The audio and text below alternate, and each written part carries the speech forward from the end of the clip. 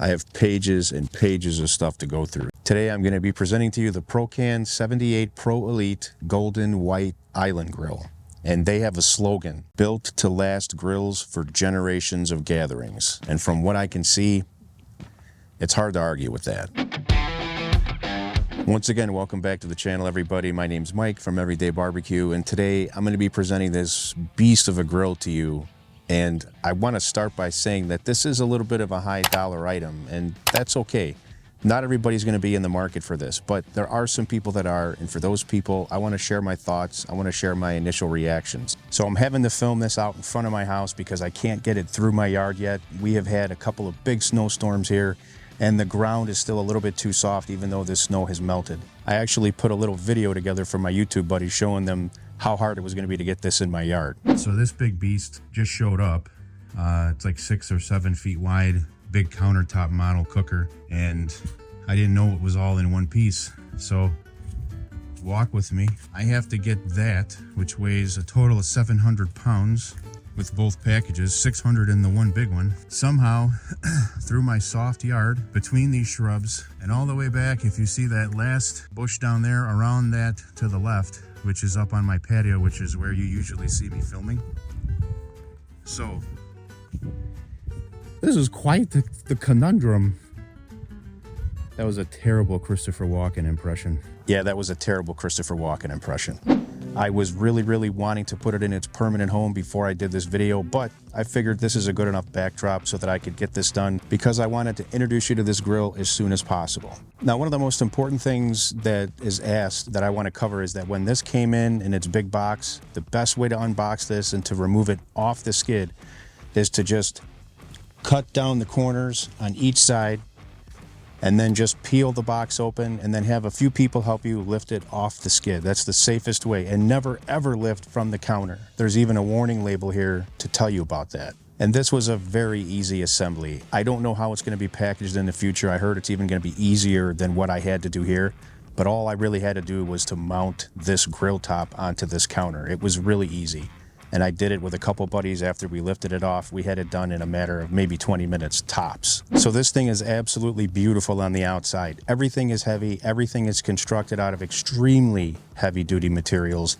Let me give you a quick tour around. This is a sintered stone countertop, which is scratch resistant and stain resistant. No sealing is required. And it is very heavy duty. Tons and tons of counter space here for prep work, or whatever it is that you want to use it for. You have this nice stone brick face all the way around the entire cooker, a built-in refrigerator, which the power cord will come out of the back for you to plug into an outlet. There's a beautiful blue light inside the refrigerator that illuminates it, and plenty of adjustable shelving and space. This door here houses your 20-pound propane tank, and then you have 2 storage drawers, which are very smooth and very heavy duty. Temperature gauge on top. Now underneath the hood here, this firebox is made out of cast aluminum, which is rust-proof material. It can last forever. The cooking grids are solid 304 stainless. They are extremely heavy duty, and beautiful. There are 4 burners, each with 10,000 BTUs, and then you have your rotisserie burner, which totals everything out at 52,000 BTUs. And those burners are powered by electronic igniters. 670 square inches of total cooking area. The grease tray underneath slides out to make cleanup super easy.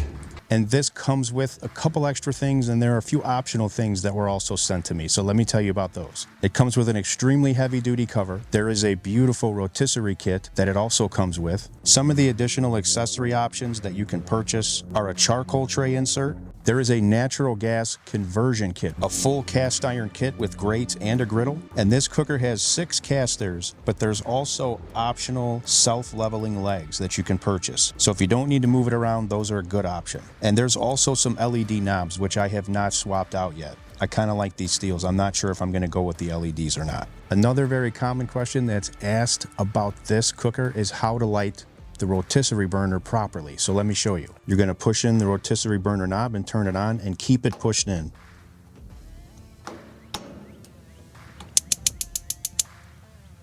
And once it's ignited, you're going to hold this in for 5 to 10 seconds longer. That will assure that you have good gas flow and that it's ignited.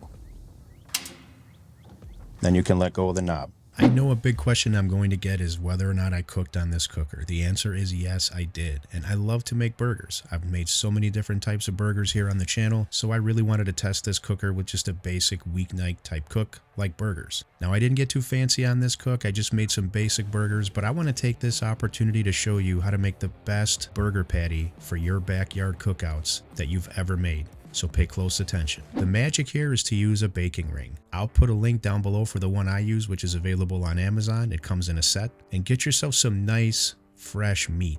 80-20 blend. That is the best way to go for burgers. Just begin tearing this meat and placing it into the ring and press it together just enough to get it to go together, but don't over press it. This is what keeps the burger patties from puffing up during the cook. So just continue that process until you get your burger patty put together. Remove the ring, pat down the edges, and just hit it up with your favorite seasoning. Then preheat your grill, get your burger patties on, and cook them to whatever your desired doneness is. Now I'll more than likely be doing more cooks on this grill as time goes by, so stay tuned for those. And of course, I'll be reporting back on the longevity and how this grill holds up, but I have no reason to believe that it's not going to be an amazing cooker based on the quality. Okay, back to the video. Now I'm going to have several links down below with lots of different information for you and different places where you can purchase this. And don't forget, I'm always going to keep my pinned comment down below for anything I misspeak on. I can go in there and I can correct it in the pinned comment. Now leave me a comment below. Let me know what you thought of this video. Let me know if you already own one of these grills. From what I see, they're very, very hard to get your hands on. I want to thank you very much for hanging out with me today. Take care. Till next time, I'll see you on the next episode.